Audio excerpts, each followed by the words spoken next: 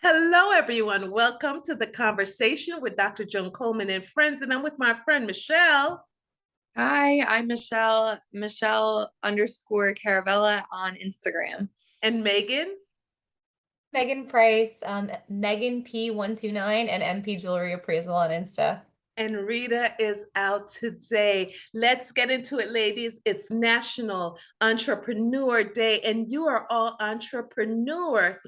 And how do you feel being an entrepreneur in this climate? Megan, how do you feel being an entrepreneur in this climate? I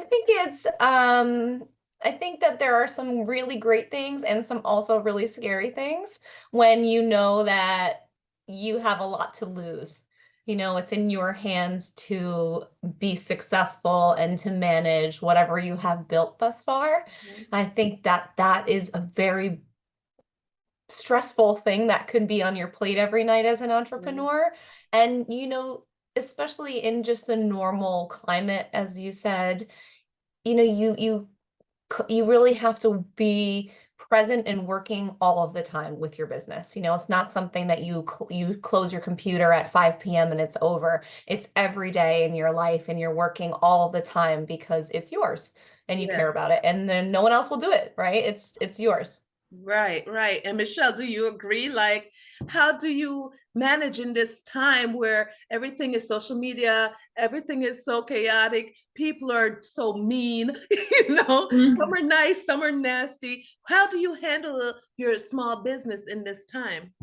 Yeah, I mean, I think for me, although I understand what Megan's saying, and I think that used to be me in many ways, kind of over the more recent years, have decided that, if I'm going to maintain my business and be an entrepreneur, that I kind of am over the hustle culture, being available 24/7, posting all the time on social media. I think as an entrepreneur, since it is a huge piece of you and you do want it to sustain, just like a good, eating habits and lifestyle, you have to find that balance. And I think that that's been something that's really helpful for me, and I'm still working on this because it's of course easier said than done, but I really think taking care of yourself and finding, giving yourself permission to step away. And it is absolutely scary, like Megan said, because at the end of the day, like it's your business. No one else is doing it for you.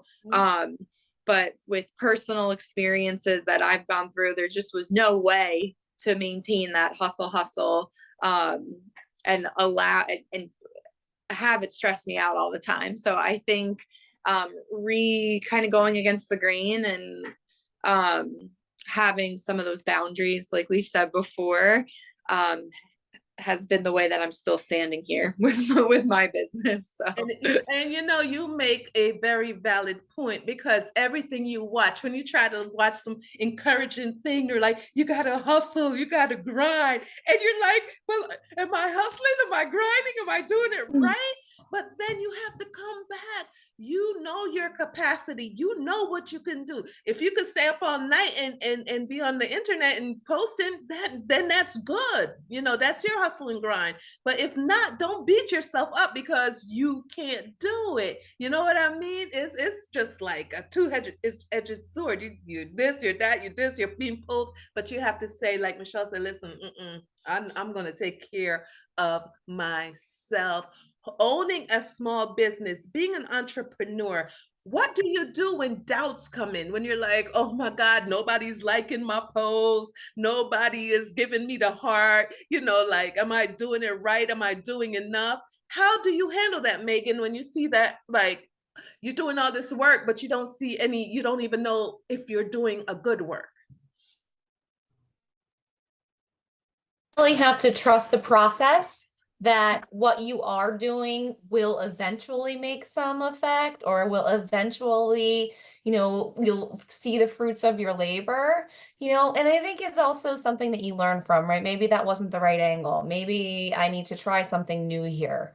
If you try something and it doesn't work, that's with anything, business or not, you're going to try again till you reach a successful end. So I think that you can't be so hard on yourself. You can't think all of your eggs are in one basket, so to speak. You just keep trying something new, and you just can't, as much as you feel it's personal, it's not. You give Right. yourself a little bit of a break. It isn't personal. Maybe you posted at a weird time, learn from it. Maybe, people just aren't connecting right now to whatever you're putting out there. You just don't think it's an end all be all. There's always a future. It's just, hey, let's just try something different for a different result this time. Yeah, you are right. I read somewhere, and I hope I'm not misquoting it, where I think Thomas Edison failed 1,000 times, 10,000 times before he got the light bulb correct. So you're going to fail. You're not going to fail, but you're going to have some rough patches, some mistakes, some things that didn't go the way you thought they would go. But you have to, don't give up. Whatever it is, don't give up. And Michelle, I want you to speak to something that Megan said. Megan said you have to have a plan. You can't put all your eggs in a basket. How do you feel about that? Do you think that if you have a small business, you're working on it, you should have a plan B? In regards to like a plan B for like another job, you Yeah. mean? Mm-hmm.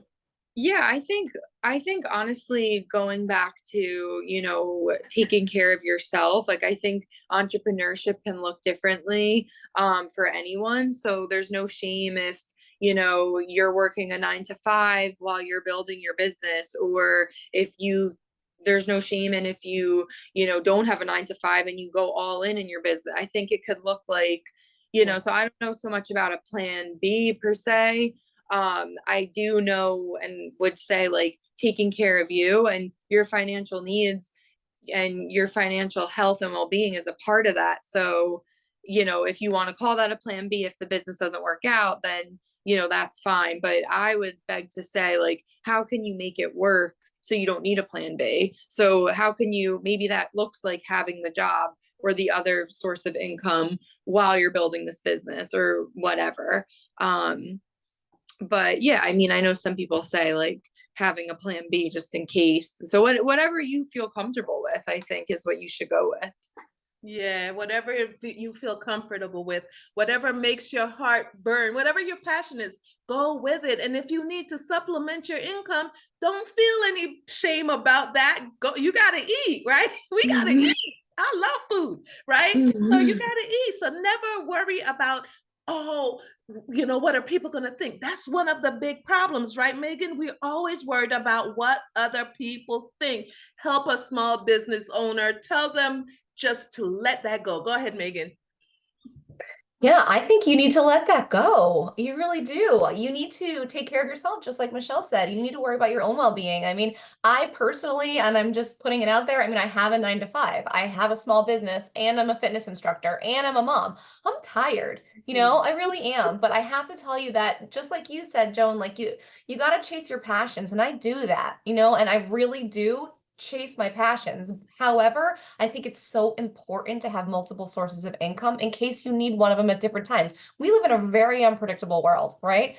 In how long do I know I can do one of those things? How many times am I gonna have to pivot in one industry or to another? I really want to make myself, not saying I'm a master of none, but I want to be a jack of all trades. I think that to me makes me a more interesting person and more, and hireable, you know what I mean? Even in my own business, even if it's my own business services, I think people will appreciate my background and and just me overall as a person that they're paying for a service or for whatever reason, having all those things, but I think you gotta just let it go sometimes, you just gotta say, hey, I cannot be with underneath anyone's judgment. That's why I just have to live my best way and do my best way, I don't know why I'm thinking of this, but I'm thinking about parenting. I hate when people think there's like a book or like a rules. There's none. Like you just have to go with what feels for you. And that's career. That's like your business when you're building it.